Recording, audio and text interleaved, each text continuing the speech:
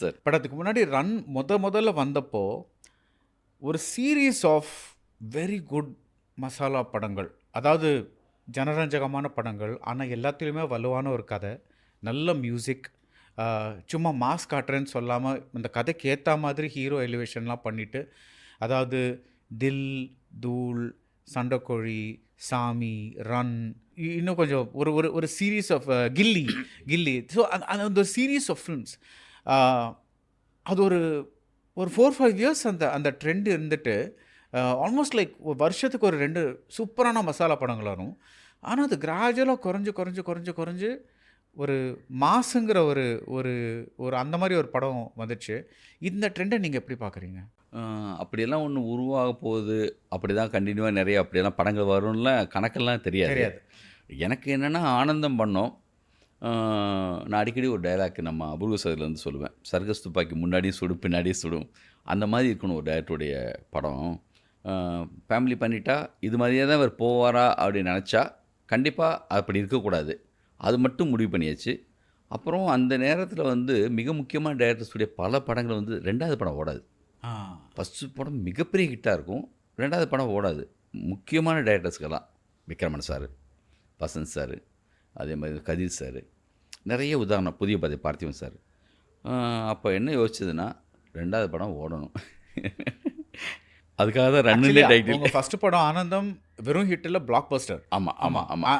அது வந்து ஒரு ஃபேமிலி ஸ்டோரி. ஆமாம். இது பொறுத்த வரைக்கும் என்ன நினச்சேன்னா, இந்த படம் சேஃப்டியாக ஓடுமா ஓடாத பற்றி கணக்கே பண்ணாத படம் ஆனந்தம். நம்ம மனசோட ஒரு படம் எடுத்தோம். ஆனால் இந்த படம் 2வது படம் தோற்றக்கூடாதுரா, எப்படியாவது ஜெயிக்கணும், அதுக்கு என்ன ஒரு கணக்கு வச்சுக்கலாம், ஒரு காதலும் வீரமும், அப்படி ஒரு டேக்லைனு. என் லைஃப்பில் நடந்த ஒரு இன்சிடெண்ட்டு கண்டிப்பாக ஓடுறதுக்கான அம்சத்தோட ஒரு படம் பண்ணால் அப்படி இருக்கும்.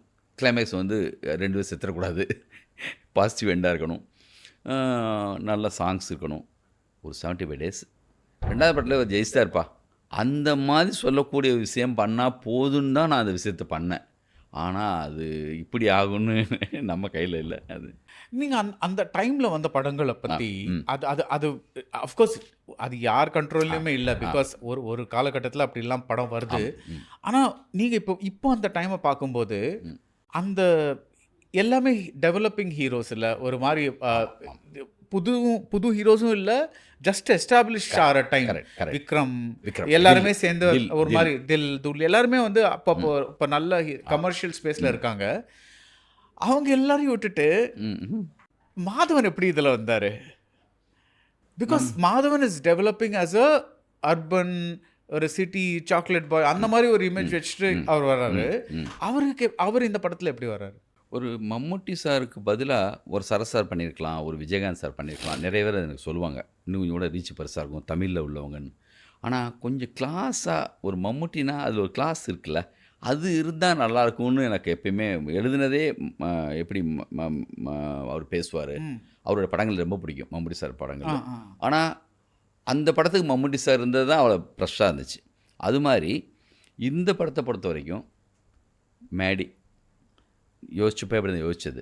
நீங்கள் இது நான் கேள்விப்பட்டேன், ஸ்ரீகாந்த் முதல்ல இருந்தார். அது வந்து இவர் வரமாட்டார், இவர் தொடர்புலேயே பிடிக்க முடியல, தனி தீவு மாதிரி இருப்பார் மேடி. எங்கன்னா வந்து வேறு சினிமா வட்டத்துக்குள்ளேயே இருக்க மாட்டார், அவரை கண்டுபிடிக்கிறதே கஷ்டங்கிற மாதிரி இருக்கும். அப்போது அந்த நேரத்தில் என்னென்னா சரி ஓகே நம்ம வந்து வேறு போகலாம் அப்படி யோசிச்சப்போ தான் ஸ்ரீகாந்த்கிட்ட போய் சொல்கிறதுக்கு ட்ரை பண்ணோம். ஆனால் எழுதுனது மேடிக்காக தான். கதை சொல்லி முடித்தோடனே பாலசக்திவேலு சார்கிட்ட தான் சொல்லுவேன் எப்பயுமே. அவர் சொன்னார், டேய் என்னடா இது கதை வந்து இப்படி இருக்குது, நீ எப்படி வந்து அவரோட நீ எப்படி வந்து ஒர்க் அவுட் ஆகுன்னு கேட்டார்.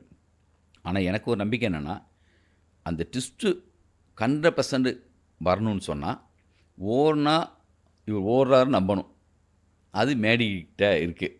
அதே மாதிரி மின்னலே படம் பார்க்கும்போது சின்ன ஒரு ரக்குடு ஃபீலும் லைட்டாக அந்த பேடு அதில் இருக்கும். இல்லாத ஒரு ஆள் நம்ம உருவாக்கவே முடியாது, அவருடைய கண்ணில் அவர்கிட்ட அது இருக்குது.